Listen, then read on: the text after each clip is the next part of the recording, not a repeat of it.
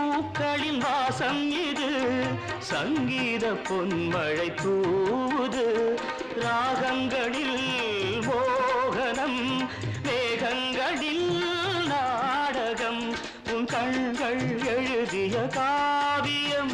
என் இதய மேடைதனில் அரங்கேற்றம் மணமேடை வரும்